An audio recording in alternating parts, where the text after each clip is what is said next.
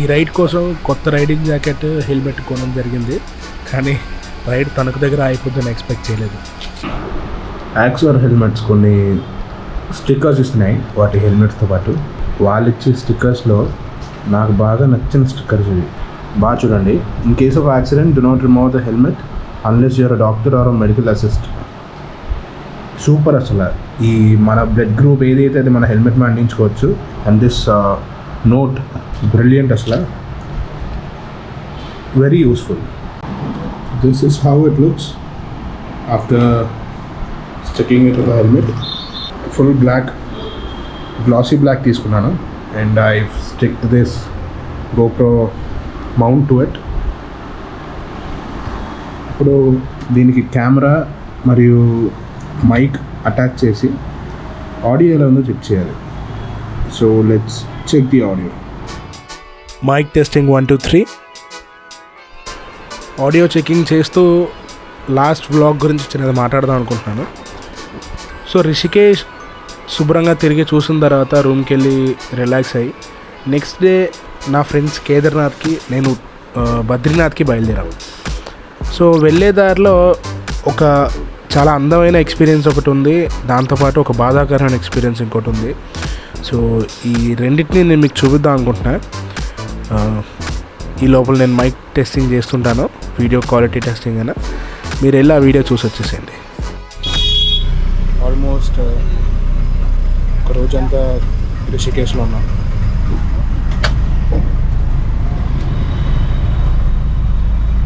Government bus అయితే early morning మాత్రమే ఉంటుందట. సో ఒక ప్రైవేట్ బస్ తీసుకుని వెళ్తున్నాను.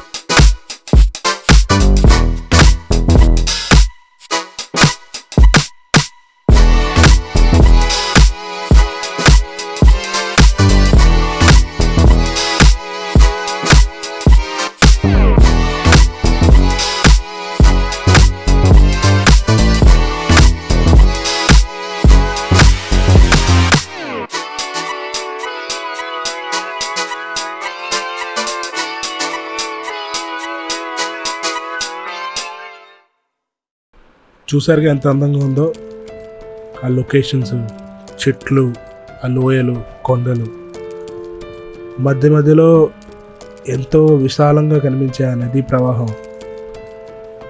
ఇవన్నీ అందంగా కనిపించాయని ఆనందపడే ఎక్కువసేపు అవలా, ఒక గంట, మహా అయితే గంటన్నర. ఇంతలో ఒక ఘోరం జరిగింది దారిలో. అంటే మేము ఉన్న చోటుకి ఒక 5 కిలోమీటర్ల దూరంలో ఒక కొండ విరిగి రోడ్డు మీద పడింది. అది ఎప్పుడు పడిందో తెలుసా? నా ఫ్రెండ్స్ బయలుదేరారు నేను చెప్పాను కదా, ఎర్లీ మార్నింగ్ 5 o'clockకి అప్పుడు పడింది. సో నాకు వాళ్ళకి మధ్య ఒక 5 కిలోమీటర్ల దూరం, ఒక 6 గంటల టైము తేడా. వాళ్ళు అక్కడ ఇరుక్కుని వెయిట్ చేస్తున్నారు ఆ కొండ తీస్తారని, నేను అక్కడ ఆగి వెయిట్ చేస్తున్నాను ఆ కొండను తీస్తే ముందుకు వెళ్దామని. తర్వాత ఏం జరిగిందో చూడండి. మొత్తానికి ఒక గంట వెయిటింగ్ తర్వాత బస్సు కదిలింది, కానీ పక్క నుంచి ఈ రాంగ్ రూట్లో ఏదో వెళ్ళిపోయి అక్కడ రూట్ బ్లాక్ చేస్తున్నారు. దానివల్ల ఇంకా లేట్ అవుతుంది మాకు.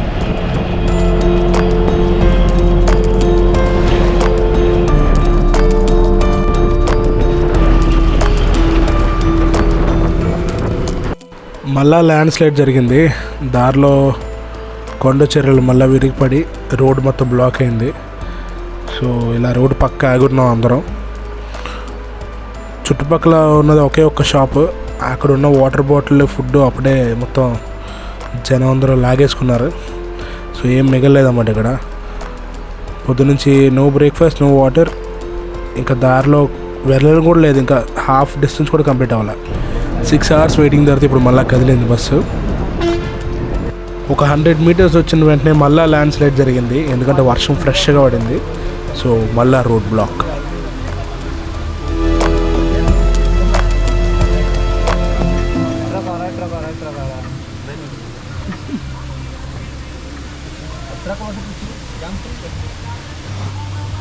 సిక్స్ అండ్ హాఫ్ అవర్స్ నుంచి ఇక్కడ స్టక్ అయి ఉన్నాం. రాత్రి నుంచి ఫుడ్ సరిగ్గా లేదు, ఎందుకంటే లోకల్లో ఫుడ్ దొరకలేదు మనకి. ఏం జరుగుతుందో ఏం తెలియట్లా. మన ట్రిప్లో అలా ల్యాండ్ స్లైడ్స్ ఎక్కువ జరిగి అంతసేపు అంటే 6.5 hours అక్కడ స్టక్ అయిన తర్వాత ఇంక నాకు ఓపిక లేదు. ఎటు చూసినా ఏం లేదు, కొండలు తప్ప. ఫుడ్ ఎక్కడ దొరకట్లేదు, వాటర్ సప్లై లేదు, ఏం లేదు. సో నేను నా మైండ్ మార్చుకున్నాను. బద్రీనాథ్కి వెళ్ళడం కన్నా దగ్గరలో ఉన్న హోటల్కి వెళ్ళి భోజనం చేయడం కరెక్ట్ అనిపించి రిటర్న్ స్టార్ట్ అయ్యాను. రిటర్న్ వెళ్ళాలంటే మనకు బండో లేకపోతే ఏదోటి రిటర్న్ వెళ్ళే వెహికల్ ఉండాలి. సో ఒక 10-15 minutes వెయిట్ చేసిన తర్వాత చాలామంది ప్యాసింజర్స్తో రిటర్న్ బయలుదేరిన ఒక బస్సు ఎదురైంది. అంటే ఎక్కడైతే ల్యాండ్ స్లైడ్ అయిందో అక్కడ ఆగిపోయి అక్కడి నుంచి మళ్ళీ వెనక్కి వస్తున్న బస్సు అన్నమాట. సో దారిలో ఏం జరిగిందో చూడండి ఒకసారి.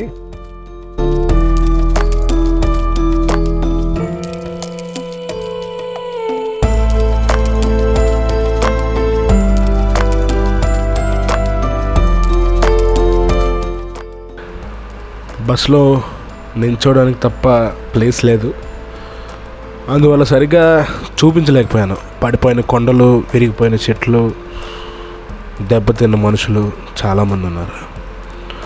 సో ఒక రకంగా అది చాలా భయంకరమైన పరిస్థితి. అలాంటి పరిస్థితుల్లోంచి బయటకు వచ్చి ఇప్పుడు ఇలా సరదాగా బండి మీద మీతో మాట్లాడుతూ వెళ్తున్నా.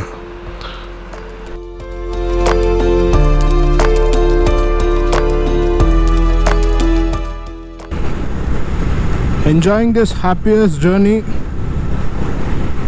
అమ్మ దగ్గర నుంచి నాన్న దగ్గరికి వెళ్తున్నా. అంతకు మించి వేరే బాధలు ఏం లేవు మనకి. ఆబ్వియస్లీ అమ్మ దగ్గర ఉండే సరదా నాన్న దగ్గర ఉండదు. So mostly people try to be with the moms. కానీ నా ఫేట్ ఏందో తెలియదు, కానీ most of my life I'm with my dad. నాన్నతో ఉన్నా. అయినా సరే మేము ఇద్దరం క్లోజ్ అవుతామేమో అనుకుంటారు ఎవరైనా, నార్మల్గా క్లోజ్ ఏమో అనుకుంటారు.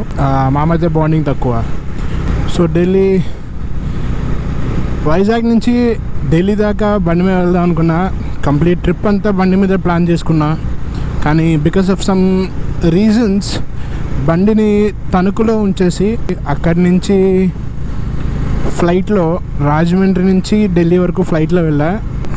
సో అక్కడి నుంచి మేము వెళ్ళిన ప్లేస్ వచ్చేసి Haridwar is a beautiful place. చీకట్లో, ఆ వర్షంలో, అక్కడున్న లైటింగ్స్కి ఉంది గురు, అద్భుతం అంతే. అయితే ఆ తర్వాత మనం మళ్ళీ ఢిల్లీ చేరుకున్నాం. మొత్తానికి ఏదో రకంగా కష్టపడి ఢిల్లీ వరకు వచ్చేసాను. రిషికేశ్లో ఆగుదాం అనుకున్నాను, కానీ మళ్ళీ అంత ఇంట్రెస్ట్ రాలేదు. సో ఇప్పుడు ఫ్లైట్ ఉంది, వచ్చేదారిలో ఫ్లైట్ బుక్ చేసుకున్నా. సో ఇక్కడ నుంచి డైరెక్ట్ రాజమండ్రి, అక్కడి నుంచి వెళ్ళగా వైజాగ్ స్టార్ట్ అవుతాను చూసుకొని. సో ఈ టైంలో క్యాబ్స్ ఏం దొరకలా, ఆటోలో వెళ్తున్నా, అందుకే కొంచెం నాయిస్ ఎక్కువ వస్తూ ఉంటుంది.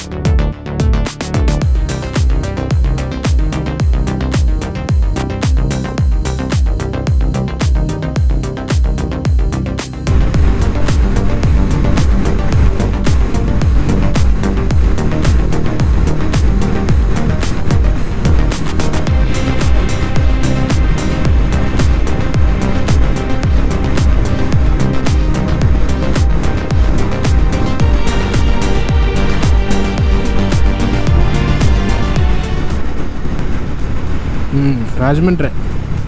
సో వేరే రాజమండ్రి 1 hour అయింది అనుకుంటున్నా. 7:30 ఎగ్జాక్ట్గా 1 hour. ఇంకా 4 hours. It's a very long ride you know.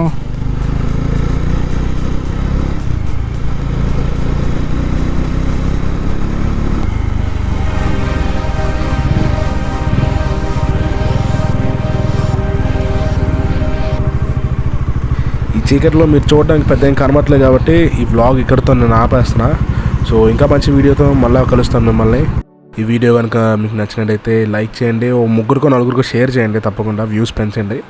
అలాగే కొత్తగా వీడియో చూసిన వాళ్ళు, మన ఛానల్కి కొత్తగా వచ్చిన వాళ్ళందరూ కూడా సబ్స్క్రైబ్ చేయడం మర్చిపోకండి. Love you all, bye bye.